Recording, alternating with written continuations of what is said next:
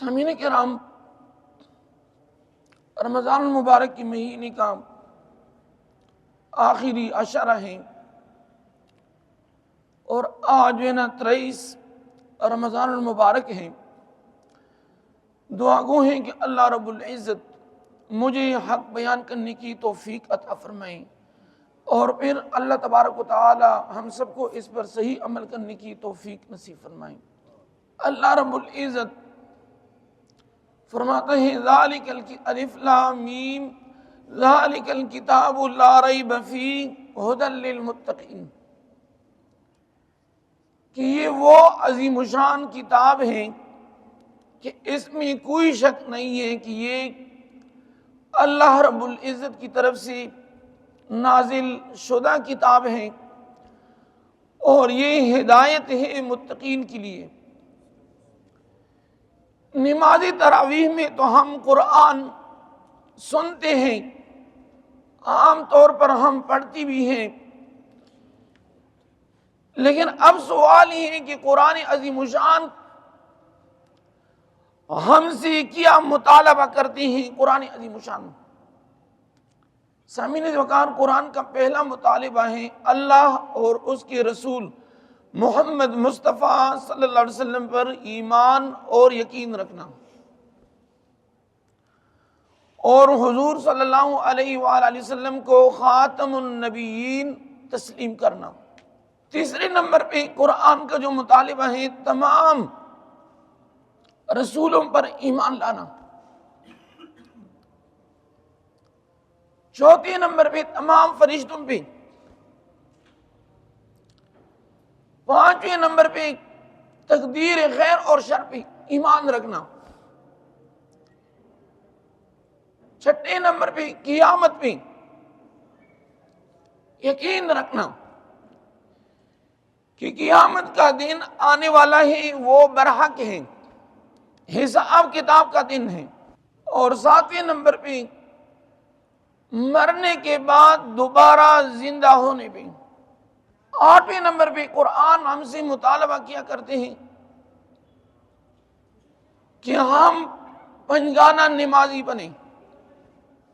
اللہ فرماتے ہیں اقیموا الصلاۃ وآتوا الزکاۃ وارکعوا مع الراکعین۔ اس میں تین ڈیمانڈ ہیں، مطالبات قرآن کی۔ فرمایا کہ نماز کو قائم کرو، لیکن اس طرح نہیں کہ ایک ادا اور 4 قضا، 4 ادا اور 1 قضا۔ امام بیضاوی نے لکھا ہے کہ اس کا مطلب یہ ہے یقیمون الصلاۃ، فرمایا کہ یداومون الصلاۃ، نماز قائم کرنے کا مقصد یہ ہے کہ وہ پنجگانہ نماز کی پابندی کریں گے۔ وآتوا الزکاۃ، زکوٰۃ کو ادا کرنا۔ جس بندے کے پاس بھی 5,25,000 کیش ہوں یا چاندی کی صورت میں ہوں، سونے کی صورت میں ہوں، تو ان کے اوپر باقاعدہ طور پہ زکوٰۃ واجب ہے۔ اس طرح عورتیں ہیں، عورتوں کے اوپر زکوٰۃ واجب ہے۔ اکثر لوگ پوچھتے ہیں کہ استعمال کی زیورات، جی وہ تو استعمال کی زیورات ہیں، تو سونے میں استعمال کی زیورات میں زکوٰۃ ہیں۔ لوگ سوال کرتے ہیں کہ یہ تو ختم ہو جائے گی، تو فقہا نے لکھا ہے کہ جب سونا ختم ہو گیا زکوٰۃ دینا ختم ہو گیا۔ لیکن یاد رکھنا چاہیے زکوٰۃ اور صدقے کے ساتھ مال ختم نہیں ہوتا۔ جو لوگ یہ کہتے ہیں کہ اس سے ختم ہو جائے گا، یہ قارون کا نظریہ ہے۔ کس کا نظریہ ہے؟ قارون۔ قارون کون تھے؟ ان قارون کان من قوم موسیٰ فبغى علیہم وآتیناہ من الکنوز۔ اللہ رب العزت فرماتا ہے کہ بے شک قارون جو ہے یہ موسیٰ علیہ السلام کا امتی تھا، من قوم موسیٰ، فبغا، انہوں نے زکوٰۃ دینے سے بغاوت کی، سرکشی، وآتیناہ من الکنوز، ہم نے قارون کو خزانے ڈیر مال دیا تھا۔ جب وہ حساب کتاب شروع کرتے تو ان کی جو کمرے ہیں نا، محل، آدھا محل جو ہے ان کی زکوٰۃ سے بھر جاتا، حساب کتاب۔ وہ سوچتے تھے کہ اگر یہ زکوٰۃ میں ہر سال ادا کروں تو جو میری دولت ہے وہ تو ختم ہو جائے گی۔ لیکن قرآن کا نظریہ کیا ہے، اللہ کا موقف کیا ہے، محمد مصطفیٰ صلی اللہ علیہ وسلم کا موقف کیا ہے، حکم کیا ہے؟ اللہ رب العزت فرماتے ہیں یمحق اللہ الربا ویربی الصدقات، کہ اللہ رب العزت سود کے مال کو گھٹاتا ہے اور زکوٰۃ اور صدقات کی مال کو بڑھاتا ہے، لیکن عقل اس کو نہیں سمجھتا۔ ظاہری طور پر جو عقل ہے انسان کی، اس چیز کو، جس طرح قبر ہے، عذاب قبر ہیں، لیکن لوگ نہیں سمجھتے۔ حدیث میں آیا ہے کہ انسان اگر جنتی ہو، نیک صالح، تو 70 فرسخ ان کی قبر میں توسیع کی جاتی ہے، حالانکہ ادھر بھی قبر ہے، ادھر بھی قبر ہے، آگے پیچھے دائیں بائیں۔ یہ اس کو کہتے ہیں ایمان بالغیب۔ تو زکوٰۃ آج بھی موقع ہے۔ اکثر جو ہے نا آپ لوگوں نے دیکھا ہو کہ مارکیٹ جل گئی، پلازہ جل گیا، کارپیٹ کی مارکیٹ تھی، کپڑے کی، پلازہ جل گیا۔ اس کی بنیادی وجہ یہ ہوتی ہے کہ بعض لوگ اس میں یہ ہوتے ہیں کہ وہ زکوٰۃ نہیں دیتے، تکبر کرتے ہیں، اللہ کے حکم سے نافرمانی کرتے ہیں، روگردانی کرتے ہیں۔ تو قرآن کا مطالبہ یہ ہے کہ نماز کو پنجگانہ ادا کرو، زکوٰۃ سالانہ طور پہ ادا کرو، وَارْكَعُوا مَعَ الرَّاكِعِينَ، اور رکوع کرو رکوع کرنے والوں کے ساتھ۔ وَارْكَعُوا مَعَ الرَّاكِعِينَ سے تمام مفسرین نے استدلال کیا ہے کہ اس سے مراد پنجگانہ نماز باجماعت ادا کرنا، نمازی جمعہ کو بھی اہتمام کے ساتھ ادا کرنا۔ قرآن کا ایک مطالبہ یہ ہے کہ لوگ زکوٰۃ دیں، صدقات دیں اللہ کی راہ میں، اور سود جو ہے اللہ نے سود کو حرام کیا ہے۔ فَأْذَنُوا بِحَرْبٍ مِّنَ اللَّهِ وَرَسُولِهِ، اللہ رب العزت فرماتے ہیں جو لوگ سود کرتے ہیں وہ اللہ اور اس کے حبیب کے ساتھ لڑائی کرتے، جنگ کرتے ہیں۔ تو جو اللہ اور اس کے حبیب کے ساتھ لڑائی کرتے ہیں وہ کہاں کامیاب ہوتے ہیں؟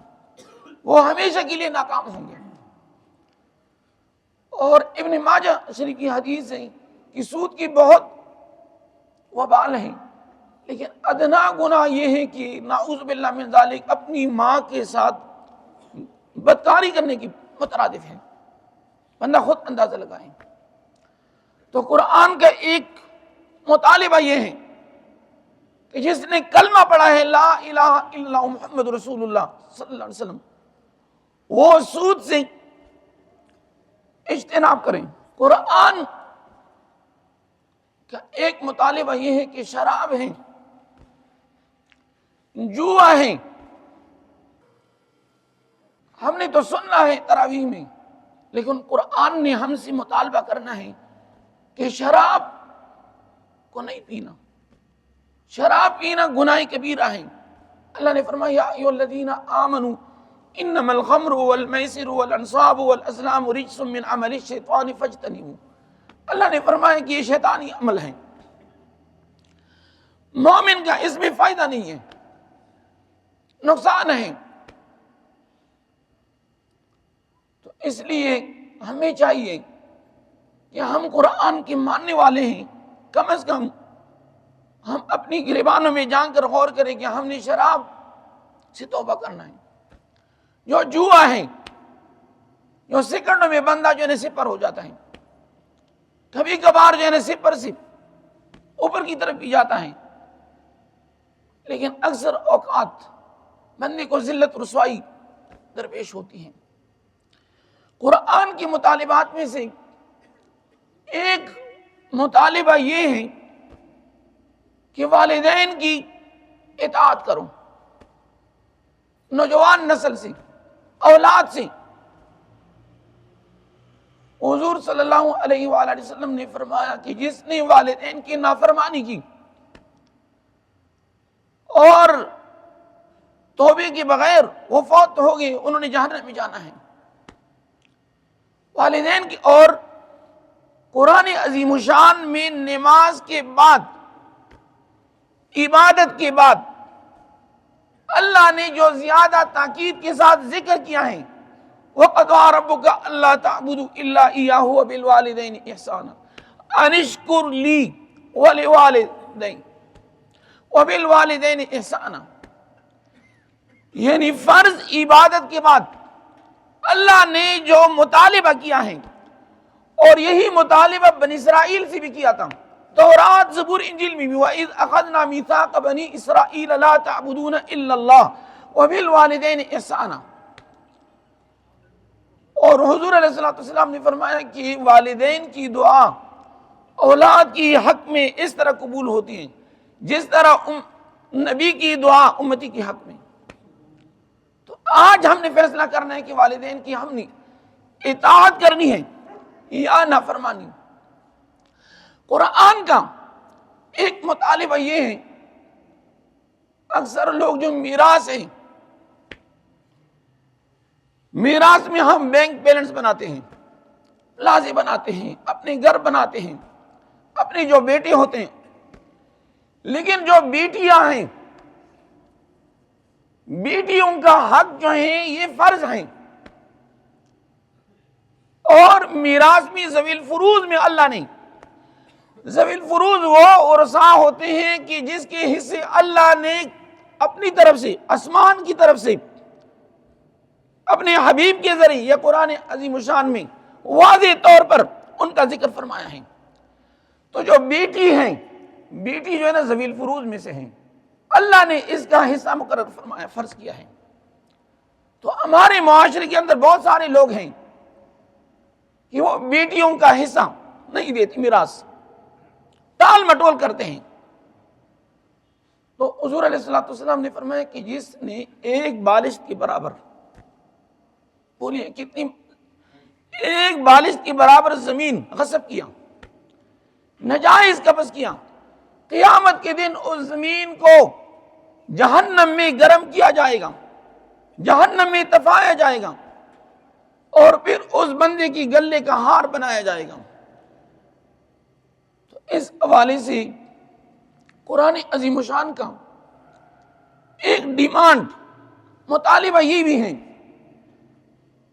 کہ میراث ہیں، والدین کا میراث ہوں، بہن بھائیوں کا میراث ہوں، اور بیٹیوں کا میراث، یہ فرض ہیں۔